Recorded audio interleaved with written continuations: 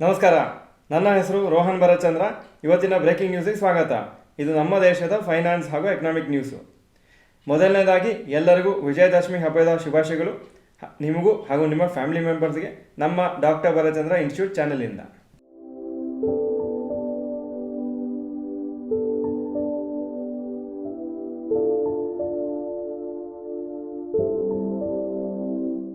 ಇವತ್ತಿನ breaking news number 1, Flipkart loss increases to 4,891 crores.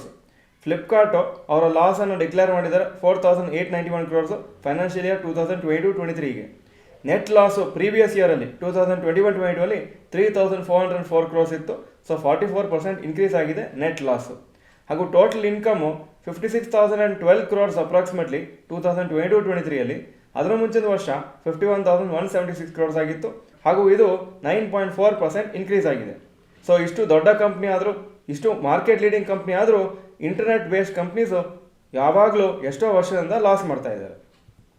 News number 2, Adani total stock has fallen 85% this year. Hindenburg report release ಆದಮೇಲೆ January 2023ಯಲ್ಲಿ ಆವಾಗಿಂದ Adani total gas share price 85% ಬಿದ್ದಿದೆ. ಹಾಗೂ Hindenburg prediction ಏನಿತ್ತಂದರೆ Adani group stocks ಎಲ್ಲ 80-85%ವರೆಗೂ ಬೀಳ್ಬೋದಂತ. ಕರೆಕ್ಟಾಗಿ ಅಷ್ಟು ಲೆವೆಲಿಗೆ ಅದಾನಿ ಟೋಟಲ್ ಗ್ಯಾಸ್ ಬಿದ್ದಿದೆ. ಬೇರೆ ಅದಾನಿ ಗ್ರೂಪ್ ಕಂಪ್ನೀಸ್ ಇಷ್ಟು ಬಿದ್ದಿಲ್ಲ. ಹಾಗೂ ರೀಸೆಂಟಾಗಿ ನ್ಯೂ ಡೆಲ್ಲಿದು ಸ್ಟೇಟ್ ಗೌರ್ಮೆಂಟು ಒಂದು ಪಾಲಿಸಿ ಡಾಕ್ಯುಮೆಂಟನ್ನು ರಿಲೀಸ್ ಮಾಡಿದರು. ಅದರಲ್ಲಿ ಏನು ಹೇಳಿದ್ರು ಅಂದರೆ ಎಲ್ಲ ಕಮರ್ಷಿಯಲ್ ಕಾರ್ಸು ಕನ್ವರ್ಷನ್ ಮಾಡ್ತಾರೆ ಡೀಸೆಲ್ ಅಥವಾ ಪೆಟ್ರೋಲಿಂದ ಎಲೆಕ್ಟ್ರಿಕ್ ವೆಹಿಕಲ್ಸ್ಗೆ ಬೈ 2030.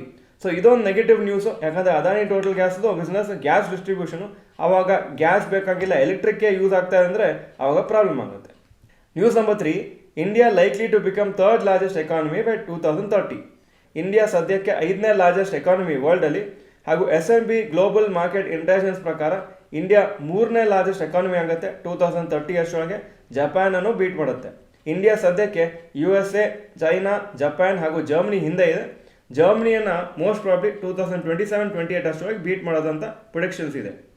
ಟೋಟಲ್ GDP ಹಾಕಿದ್ದೀನಿ, ಟಾಪ್ 5 ಕಂಟ್ರೀಸ್ ಇದು.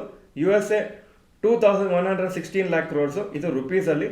China 1,494 lakh crores, Japan 349 lakh crores, Germany 332 lakh crores, ಹಾಗೂ ಇಂಡಿಯಾ 290 lakh crores.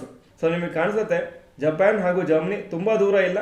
ಇನ್ನೊಂದು ಕೆಲವು ವರ್ಷದಲ್ಲಿ ಗ್ಯಾರಂಟಿ ಬೀಟ್ ಆಗೋ ಚಾನ್ಸಸ್ ಇದೆ. News number 4, rapid news. Number of electric cars ವರ್ಲ್ಡಲ್ಲಿ 10 times ಇವತ್ತಿನ ವ್ಯಾಲ್ಯೂ ಇರ್ತದೆ ಬೈ 2030. ಅಂದರೆ ಈಗ ಒಂದಿದ್ರೆ ಆವಾಗ 10 ಅಷ್ಟರಾಗ ಆಗ್ತದೆ ಅಂತ ಪ್ರಿಡಿಕ್ಷನ್ ಆಗ್ತಾ ಇದೆ ಬೈ 2030. ಅಂದರೆ ಇನ್ನೂ 7 ವರ್ಷ ಅಪ್ರಾಕ್ಸಿಮೇಟ್ಲಿ. ರಿನ್ಯೂಯಬಲ್ ಎನರ್ಜಿ ಸೋರ್ಸಸ್ಸಿಂದ ಎಲೆಕ್ಟ್ರಿಸಿಟಿ ಪ್ರೊಡ್ಯೂಸ್ ಆಗ್ತಾ ಇರೋದು ಸದ್ಯಕ್ಕೆ 30% ಆಫ್ ದ ಟೋಟಲು. 2030 ಅಷ್ಟರೊಳಗೆ 50% ಆಫ್ ದ ಟೋಟಲು ಈ ಥರ ರಿನ್ಯೂಯಬಲ್ ಸೋರ್ಸಸ್, ಅಂದರೆ ಹೈಡ್ರೋ ಪವರ್, ವಿಂಡ್ ಪವರ್ ಮತ್ತು ಈ ಥರ ಎಲ್ಲ ಸೋರ್ಸಸ್ಸು. ಕೋಲ್ ಪವರ್ ಇರೋದು ಅದು ರಿನ್ಯೂಯಬಲ್ ಅಲ್ಲ, ನಾನ್ ರಿನ್ಯೂಯಬಲ್ ಅಂತ ಹೇಳ್ತಾರೆ. ನಮ್ಮ ಸ್ಟಾಕ್ ಮಾರ್ಕೆಟ್ಸ್ ನಿನ್ನೆ ತುಂಬ ಬಿದ್ದಿತ್ತು, 1.3%ವರೆಗೂ ಬಿದ್ದಿತ್ತು. ನಾಳೆ ಸ್ವಲ್ಪ ಫ್ಲಾಟ್ ಆಗಿ ಓಪನ್ ಆಗೋ ಚಾನ್ಸಸ್ ಇದೆ. ಯಾಕಂದರೆ ಗ್ಲೋಬಲ್ ಕ್ಯೂ ಸದ್ಯಕ್ಕೆ ಮಾರ್ಜಿನಲ್ಲಿ ಪಾಸಿಟಿವ್ ಆಗಿದೆ. ಸೊ ಸ್ವಲ್ಪ ರಿಕವರಿ ಆಗೋ ಚಾನ್ಸಸ್ ಇದೆ. ನಾಳೆ ನೋಡಬೇಕಾಗುತ್ತೆ ಓಪನಿಂಗ್ ಮತ್ತು ಹೇಗೆ ಟ್ರೇಡ್ ಆಗುತ್ತೆ ಎಂಟೈರ್ ಡೇ. ಇದು ಇವತ್ತಿನ ಬ್ರೇಕಿಂಗ್ ನ್ಯೂಸು. ವಿಡಿಯೋ ಚೆನ್ನಾಗಿದ್ರೆ ಲೈಕ್ ಬಟನ್ ಪ್ರೆಸ್ ಮಾಡಿ, ಹಾಗೂ ವಿಡಿಯೋ ನಿಮ್ಮೆಲ್ಲ ಫ್ರೆಂಡ್ಸ್ಗೂ ಕಳಿಸ್ಕೊಡಿ. ಚಾನಲ್ಗೆ ಸಬ್ಸ್ಕ್ರೈಬ್ ಮಾಡಿಲ್ಲ ಅಂದರೆ subscribe button bell icon press ಮಾಡಿ. ವಿಡಿಯೋ ನೋಡೋದಕ್ಕೆ ಧನ್ಯವಾದಗಳು. ನಮಸ್ಕಾರ.